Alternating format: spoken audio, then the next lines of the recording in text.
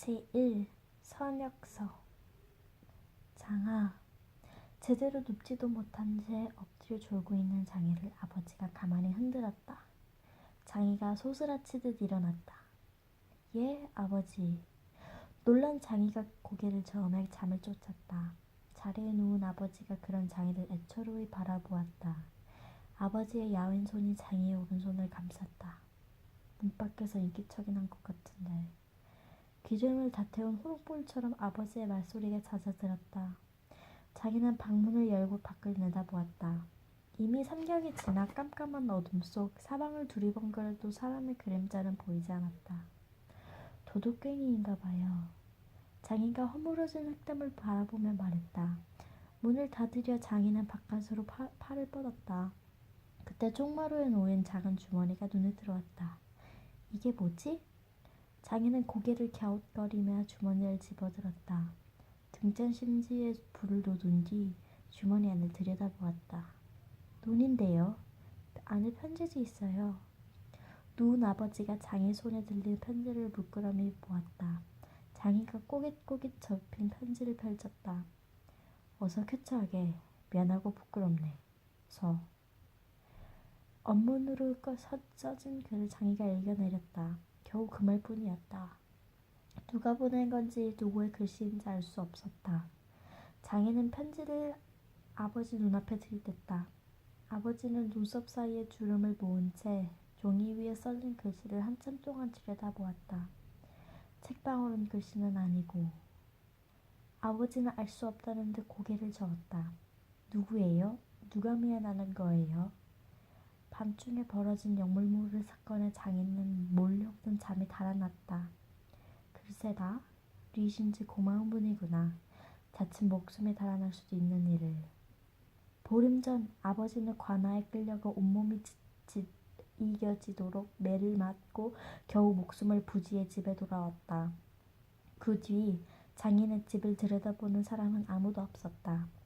어머니가 없어 이웃과 왕래를 하는 일은 거의 없었지만 아버지는 마을에 좋은 일이나 굳은 일을 모른 척 넘어갈 적이 없었다. 그러나 정작 아버지가 이렇게 오래 누워있는데 마을 사람들은 누구 하나 아는 척하지 않았다. 공연히 죄인을 집을 서성이다가 천주학쟁이로 몰래 초문을 달할까 염려하는 것이다. 언젠가 장이도 수레에 실려 서소문 밖 형장으로 끌려간 천주학쟁이를 본 적이 있었다. 하지만 장이의 아버지는 천주학쟁이가 아니었다.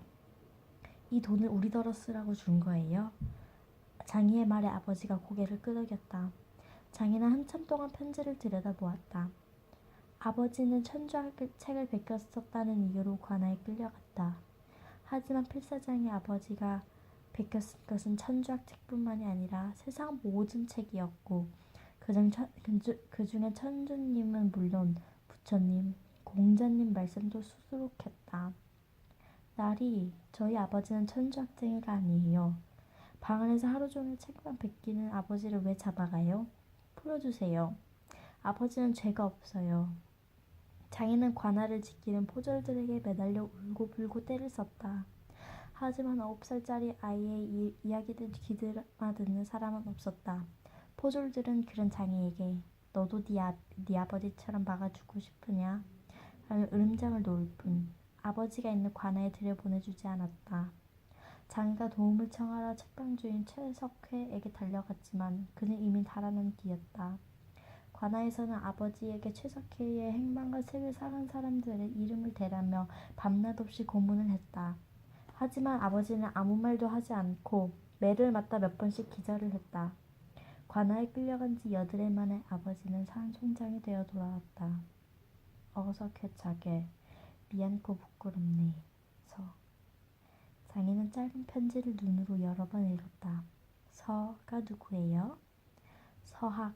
그러니까 천주학 책을 사간 사람 중 하나겠지. 그럼 책방울은 아니네요. 장이의 눈매에 힘이 들어가며 말꼬리가 올라갔다. 아버지가 관아에 끌려간 뒤 한 번도 나타나지 않은 최석희에게 장이는 서운한 마음이 들었다. 장아, 책방 어른이 지금 나타났다는 아비처럼 매질당하는 걸 면치 못해. 그분은 우리한테 고마운 분이다. 서운한 마음 가지면 못 써. 아버지는 장인을 바라보며 알겠다는 듯 눈을 맞추었다. 책방 어른 때문에 아버지가 이렇게 된 거잖아요. 책방 어른이 아버지 더러 천주학 책을 베끼라고 시킨 거잖아요. 그래놓고 왜 도망가요? 왜 아버지만? 죄 없는 아버지만. 꽉 꿰문 장이의 입술이 금방이라도 울음을 터뜨릴 것 같았다. 분하고 속상한 마음에 눈자위도 붉어졌다. 책방 어른이 계셨어도 마찬가지다. 그분도 이 아비가 잡혀갈 줄은 몰랐을 게다. 어차피 양반 세상이니 우리 같은 상공은 큰 잘못 없어도 재주 없으면 끌려가 매질당할 수 아버지는 말을 맺지 못하고 기침을 터뜨렸다. 아버지, 아버지. 예, 알겠어요. 제발 아프지만 마세요. 장인은 누운 아버지 품에 쓰러져 어깨를 들썩였다. 이부자리가 촉촉하게 젖어들었다. 아버지가 그런 장인을 쓸어 안았다. 아버지는 관아에서 제 발로 걸어 나오지 못했다. 매질로 만생차인가 된 아버지 등에 업어 집으로 데려온 것은 지물포 주인 오씨였다. 평소 아버지는 종이를 사러 오씨는 지풀멍에 자주 들렸다. 오씨는 장인에게 아버지 병간호를 하라며 10전을 쥐어주고 간 뒤 더 이상 오지 않았다. 대신 가끔 저자적 거리에 나간 장인을 붙들고 아버지의 안무를 물으며 혀를 끌끌 찰 뿐이었다. 관아에서 풀려나온 지 보름이 넘도록 아버지의 병은 낫지 않았다. 장독으로 인한 상처는 아물기는커녕 점점 퍼졌고 기침과 고열도 계속됐다. 아버지는 장이에게 앓는 소리를 들이키지 않으려 돌아누웠다. 아버지, 내일은 의원을 부를게요. 지난번에도 의원이 가져왔더니 굳이 비싼 약값 들이지 않아도 쉬다 보면 좀 나을 게다. 하지만 이젠 필사도 못하는데 없는 살림에 몇 푼 안 되는 돈을 야금야금 까먹으면 안 되지. 약을 골는 게 배를 고르는 것보다 나아. 아버지가 돌아가시면 어쩌지. 자기는 생각만으로 눈물이 맥히고 가슴이 먹먹했다. 병든 아버지 곁을 지키며 장인은 불쑥불쑥 찾아드는 무서운 생각을 떨치려 고개를 저었다. 다른 생각이 떠올 겨를도 없었다.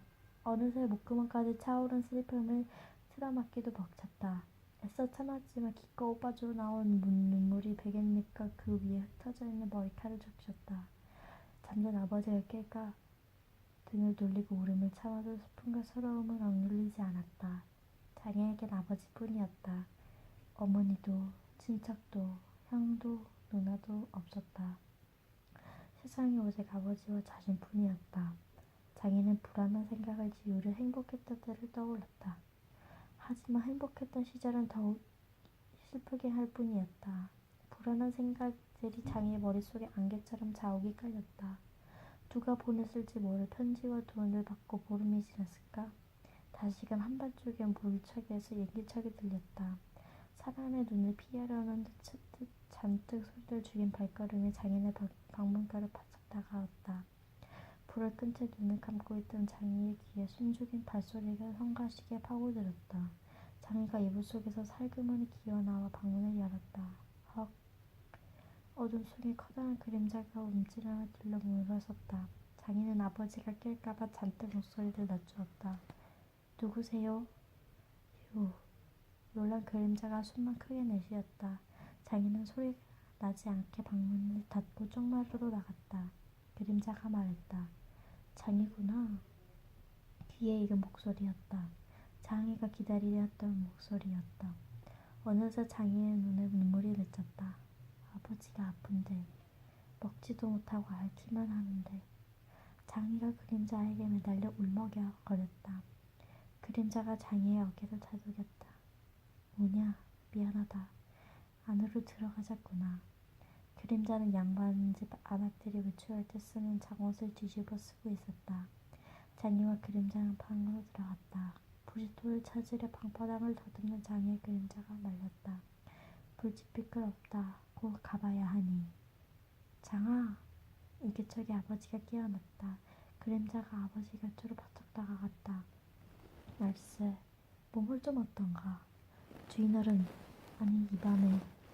아버지는 몸을 일으키려 바닥에 손을 짚었다. 그런 아버지를 최석희가 날렸다. 일어날 거 없네. 그 몸을 해가지고. 그냥 누워있게. 말리는데도 아버지는 한사코 일어나 앉았다. 장아, 물 좀 다오.